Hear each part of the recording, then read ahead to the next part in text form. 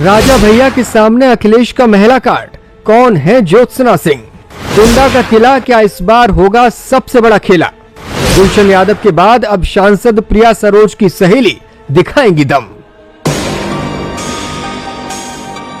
UP की सियासत में एक सीट ऐसी है जिसके जिक्र के बिना सूबे की सियासत अधूरी मानी जाती है। इस सीट का नाम है कुंडा।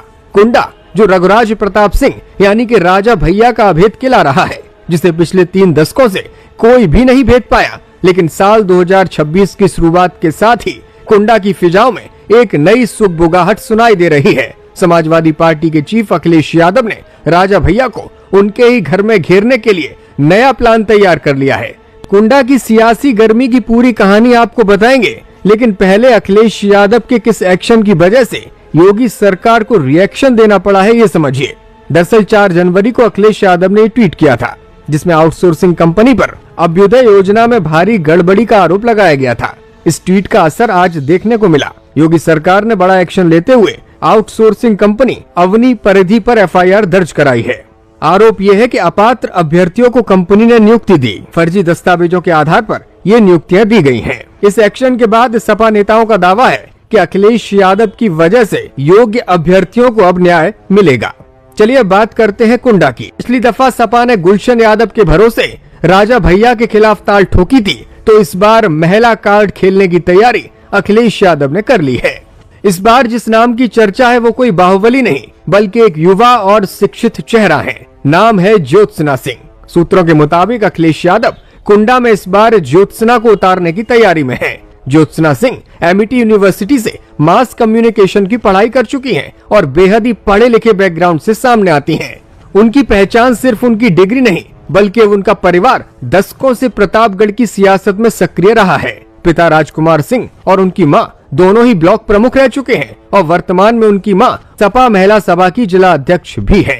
ज्योत्सना सिंह की दावेदारी को जो बात सबसे ज्यादा मजबूती दे रही है वो है उनकी दोस्ती।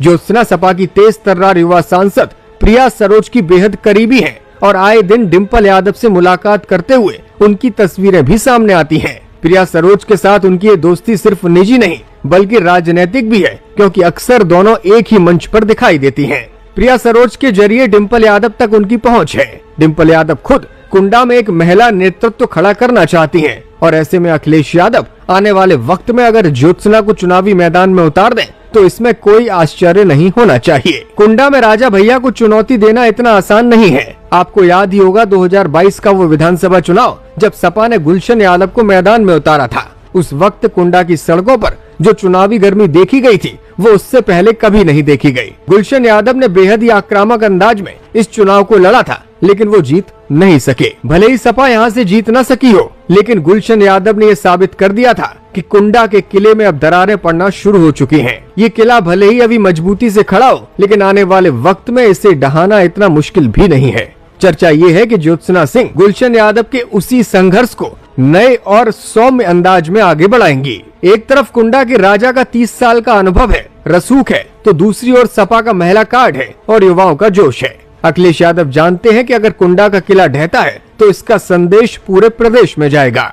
राजा भैया और उनकी पत्नी का विवाद भी अक्सर जनता के बीच चर्चाओं का केंद्र बना रहता है। ऐसे में महिला कार्ड खेलकर महिलाओं की सिंपैथी भी समाजवादी पार्टी पा सकती है।